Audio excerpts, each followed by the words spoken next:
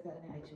Jerusalem ദേവാലയത്തെ അശുദ്ധമാക്കി അതിനെ ഒളിപ്പിച്ചത് സേവൂസിന്റെ ക്ഷേത്രമെന്നും ഗലീസിയം ദേവാലയത്തെ തദ്ദേശീയരെ അനുകരിച്ച് വിദേശികളുടെ സംരക്ഷണമായ സേവൂസിന്റെ ക്ഷേത്രമെന്നും വിളിക്കാൻ നിർബന്ധിക്കണമെന്ന് രാജാവിനോട് നിർദ്ദേശിച്ചു.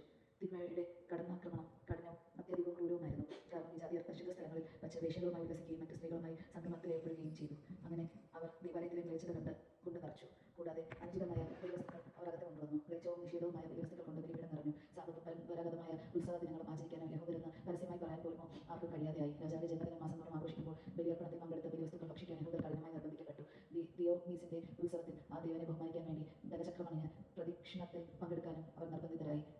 സമീപ ഗ്രീക്ക് നഗരങ്ങളും യഹൂദരോട് അതേ നയം അനുവർത്തിക്കണമെന്ന് അവരെ ബലിയർപ്പണങ്ങളിൽ പങ്കെടുപ്പിക്കണമെന്നും ടോളമിയുടെ നിർദ്ദേശമനുസരിച്ച് കൽപ്പന പ്രസിദ്ധമായി. ഗ്രീക്ക് ആചാരങ്ങൾ സ്വീകരിക്കാത്തവരെ വധിക്കണമെന്നും ആ കൽപ്പനയിലുണ്ടായിരുന്നു. അവർക്ക് സംഭവിച്ച ദുരന്തം ഇത് വ്യക്തമാക്കുന്നു. ഉദാഹരണത്തിന്, തങ്ങളുടെ കുട്ടികളെ പരിശോധന ചെയ്ത് 2 സ്ത്രീകൾ പിടിക്കപ്പെട്ടു. ശിശുക്കളെ കെട്ടിത്തൂക്കി അവരെ പരസ്യമായി നഗരത്തിലൂടെ നടത്തി. അവസാനം മതിലിൽ നിന്ന് തലകുത്തനെ താഴോട്ടെറിഞ്ഞു. രഹസ്യമായി സാബത്ത് ആചരിക്കാൻ അടുത്തുള്ള ഗുഹകളിൽ ചിലർ ഒരുമിച്ചുകൂടി. അവരെ ആരോ പിടിപ്പിനൊട്ടി കൊടുക്കുകയും തത്ഫലമായി കൂട്ടത്തോടെ ദഹിപ്പിക്കുകയും ചെയ്തു. ഭക്തിയും വിശുദ്ധ ജനത്തോടുള്ള ആദരവും നിമിത്തം എതിർത്തു നിൽക്കാൻ അവർ ഒരുപെട്ടില്ല. ഈ ഗ്രന്ഥം വായിക്കുമ്പോൾ വിപത്തുകളിൽ ഭഗ്നാശരാകരുതെന്നും ഇത്തരം അനർത്ഥങ്ങൾ നാശത്തിനല്ല നമ്മുടെ ജനത്തിന്റെ ശിക്ഷണത്തിലാണ് ഉദ്ദേശിക്കപ്പെട്ടിരിക്കുന്നതെന്നും മനസ്സിലാക്കണമെന്നും ഞാൻ അഭ്യർത്ഥിക്കുന്നു. അധർമ്മകളെ ദീർഘകാലത്തേക്കും തന്നിഷ്ടത്തിന് വിടാതെ തക്ഷണം ശിക്ഷിക്കുന്നു എന്നതും യഥാർത്ഥത്തിൽ വലിയ കാരുണ്യത്തിന്റെ ലക്ഷ്യമാണ്. ഇതര ജനതകളെ ശിക്ഷിക്കുന്ന കാര്യത്തിൽ അവർ തങ്ങളുടെ പാവങ്ങളുടെ തികവിലെത്തുന്നത് വരെ കർത്താവ് ക്ഷമയോടെ കാത്തിരിക്കുന്നു. എന്നാൽ നമ്മോട് അവിടെ പ്രകടനമല്ല വർത്തിക്കുന്നത്. നമ്മുടെ പാരമ്പര്യത്തിൽ എത്തി പ്രതികാരത്തിന് പാത്രമാകാതിരിക്കാനാണ് ഇങ്ങനെ ചെയ്യുന്നത്. അവിടെ തന്റെ കാരുണ്യം ഒരിക്കലും നമ്മിൽ നിന്ന് പിൻവലിക്കുന്നില്ല. വിപത്തുകൾ കൊണ്ട് നമുക്ക് ശിക്ഷണം നൽകുന്നില്ലെങ്കിൽ അവിടെ നിന്ന് സ്വന്തം ജനത്തെ കൈവിടുന്നില്ല.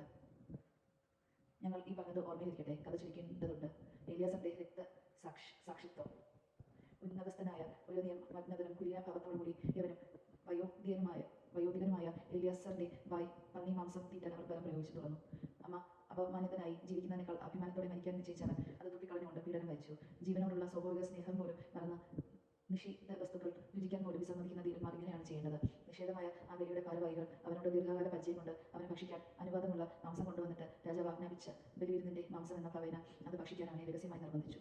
അവർ അങ്ങനെ ചെയ്ത് മരണത്തിൽ നിന്ന് രക്ഷപ്പെടുമെന്നും തങ്ങളോട് ചിരകാലം എത്ര മൂലം അവന് കരുണ ലഭിക്കണമെന്നും അവൻ പ്രതീക്ഷിച്ചു. തന്റെ വാർദ്ധക്യത്തിന്റെ അന്തസ്സിനും നരച്ച മുടിയുടെ പാത്രത്തിനും ബാല്യം മുതൽ നയിച്ച ഉത്തമ ജീവിതത്തിനും വിശുദ്ധവും ദൈവത്വവുമായ നിയമത്തിനും യോജിച്ച വിധം അവൻ ദൃഢനിശ്ചയം ചെയ്തുകൊണ്ട് തന്നെ പാതാളത്തിലേക്ക് അയച്ചുകൊള്ളാൻ അവനോട് പറഞ്ഞു. അത് തുടർന്ന് നമ്മുടെ ഈ പ്രായത്തിന് ഈ അഭിനയം ചേർന്നതല്ല. എലയാസർ 90-ാം വയസ്സിൽ മതം മാറിയെന്നും ചെറുപ്പക്കാർ വിചാരിക്കും. ഒരു ചെറിയ നിമിഷം കൂടി ജീവിക്കാൻ വേണ്ടി എന്റെ ഈ അഭിനയം മൂലം ഞാൻ അവരെ വഴിതെറ്റിക്കുകയും എന്റെ വാർദ്ധക്യത്തെ പക്കിലവും അപമാനിതവും ആക്കുകയും ചെയ്യും. തൽക്കാലത്തേക്ക് മനുഷ്യശിക്ഷയിൽ നിന്ന് എന്നെ ഒഴിവാക്കാൻ വേണ്ടി സർവശക്തന്റെ കാര്യങ്ങളിൽ നിന്ന് ജീവിച്ചാലും മരിച്ചാലും രക്ഷപ്പെടാൻ കഴിയില്ല. അതിനാൽ പൗരുഷത്തോടെ ഞാൻ എന്റെ ജീവൻ അർപ്പിക്കുകയാണ്. അതുവഴി ഞാൻ എന്റെ വാർദ്ധക്യത്തിന് യോഗ്യനെന്ന് തെളിയും. സംപൂജ്യവും വിശുദ്ധവുമായ നിയമത്തിന് വേണ്ടി എങ്ങനെയാണ് സ്വമനസാലെ ശ്രേഷ്ഠ മരണം വരിക്കേണ്ടതെന്നുള്ളതിന് യുവാക്കൾക്ക് മഹത്തായ ഒരു മാതൃകയായിരിക്കും അത്. ഇത് പറഞ്ഞിട്ട് അവൻ പീഡനയന്ത്രത്തിന്റെ അടുത്തേക്ക് ചെന്നു. അല്പം മുമ്പ് തന്നോട് സന്മനസ്സോടെ വർത്തിച്ച ഇപ്പോൾ ദുഷ്ടരായി മാറി. അവരുടെ നോട്ടത്തിൽ അവന്റെ വാക്ക് തനിഭ്രാന്തായിരുന്നു. മർദ്ദനമേറ്റ് മരിക്കാറായപ്പോൾ അവൻ ഞെരുങ്ങി. മരണത്തിൽ നിന്ന് രക്ഷപ്പെടാമായിരുന്ന എനിക്ക് ഈ പ്രഹരത്തിൽ ഉത്കടമായ ശരീരവേദനയുണ്ടെങ്കിലും കർത്താവിനോടുള്ള ഭക്തിയാൽ ഇവ സഹിക്കുന്നതിൽ എന്റെ ആത്മാവ് സന്തോഷിക്കുന്നു എന്ന് അവിടത്തേക്ക് തന്റെ പരിശുദ്ധ ജനത്താൽ വ്യക്തമായി അറിയാം. ഇങ്ങനെ അവൻ മരിച്ചു. യുവാക്കൾക്ക് മാത്രമല്ല, തന്റെ ജനത്തിന് മുഴുവൻ തന്റെ മരണത്താൽ ശ്രേഷ്ഠതയുടെ മാതൃകയും ധീരതയുടെ സ്മാരകവും നൽകി. ദൈവജനമാണ് നാം കേട്ടത്. നമുക്ക് ദൈവത്തെ സ്തുതിക്കാൻ. ക്രിസ്ത്യാനിക്ക് സ്തുതി.